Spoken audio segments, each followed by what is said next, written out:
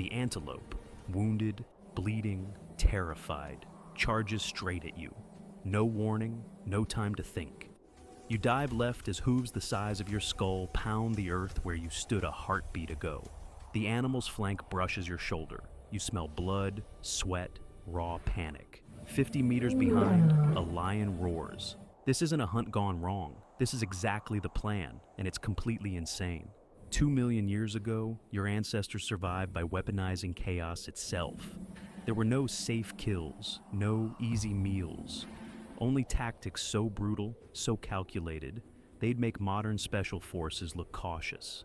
Welcome to the real Stone Age. The hunter, call him what you want, his bones don't remember names, springs to his feet. Dust chokes the air, his heart hammers, but his eyes stay cold, scanning. Homo erectus, your direct ancestor. Not the strongest creature on the African savanna, not the fastest, not even close. But the smartest? Absolutely. The wounded antelope stumbles and collapses 100 paces away, its injury finally fatal. The lion that's been tracking it slows, confused. Human scent floods the clearing. Something wrong, something dangerous. The predator hesitates. That hesitation costs everything.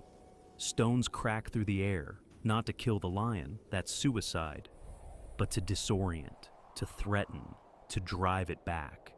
More humans emerge from cover, shouting, waving burning branches. The lion snarls, frustrated, then retreats into the scrub. The meat is yours now. This is scavenging as warfare, and it kept your ancestors alive. They didn't overpower nature, they studied it, predicted it, then hijacked the violence already happening. Follow the vultures circling overhead. Read the dust clouds in the distance. Listen for the roars, the kills, the chaos.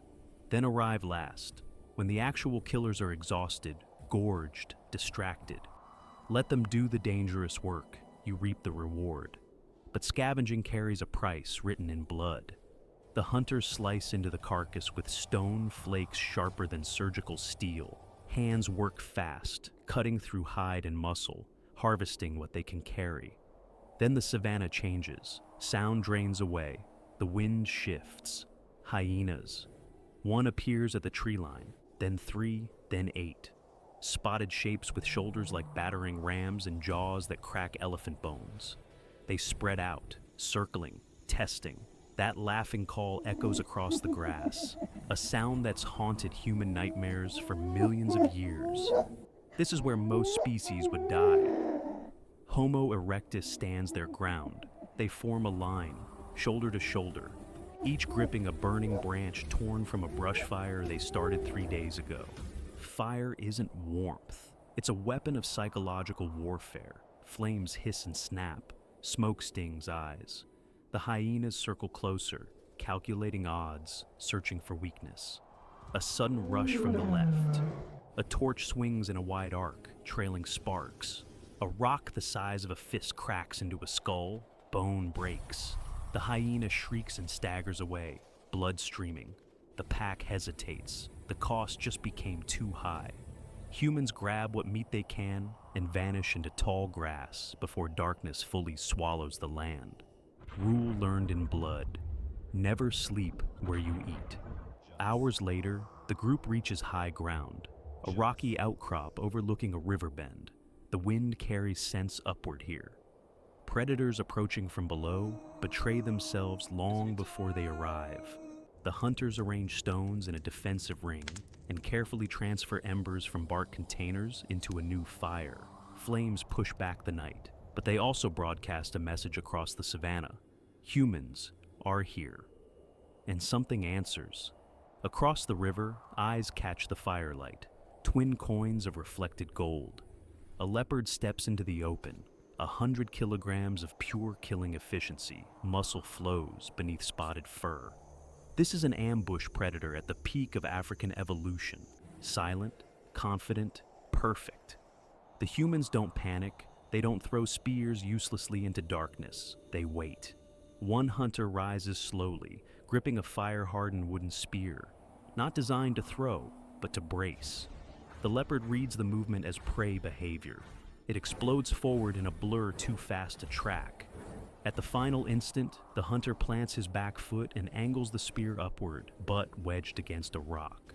Physics takes over. The leopard's own momentum drives the point through its chest. The impact launches the human backward, air crushed from his lungs, ribs screaming.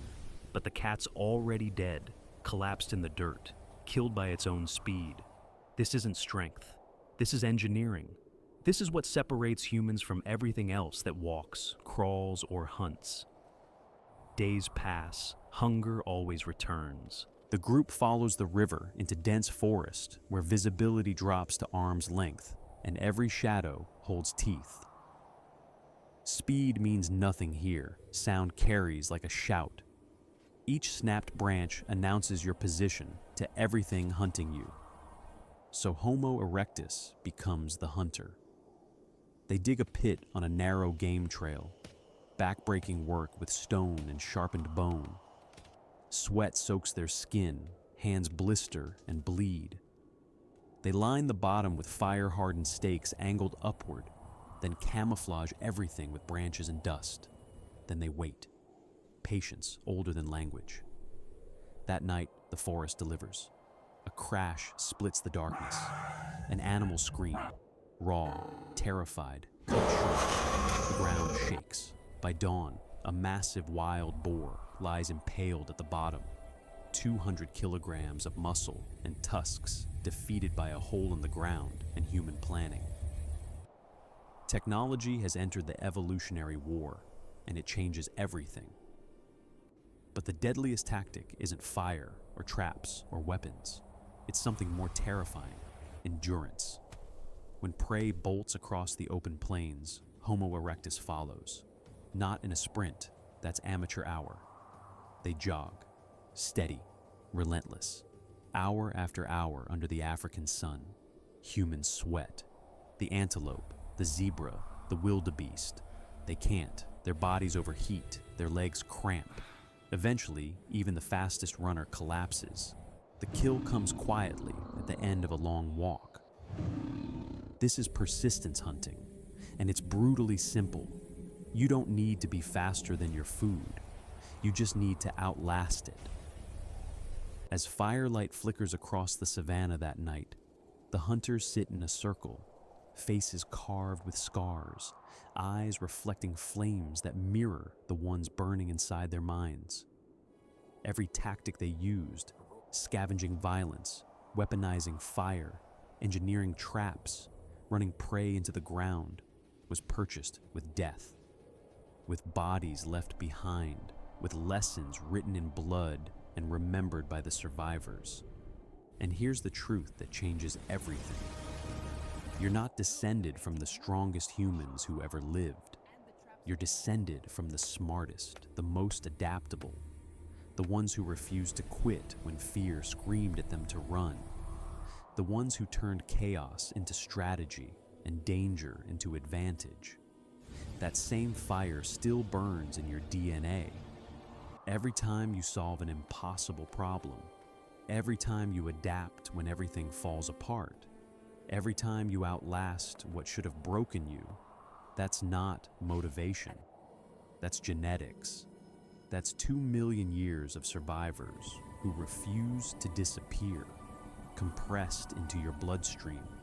You carry their victories, their scars, their absolute refusal to be erased from history. So, here's my question. What are you going to do with that inheritance? If this story ignited something ancient in you, curiosity about where you came from, respect for what you survived to be here, hunger to understand the strategies that kept humanity alive when everything wanted us dead, then don't let that fire go out. Subscribe. More stories are coming. Stories about the ancestors who cheated death so you could exist. About the tactics, the battles, the impossible victories that built the species you belong to. Remember who you come from. Remember what you're capable of. The fire's still burning. Step closer. Thanks for watching and see you in next episode.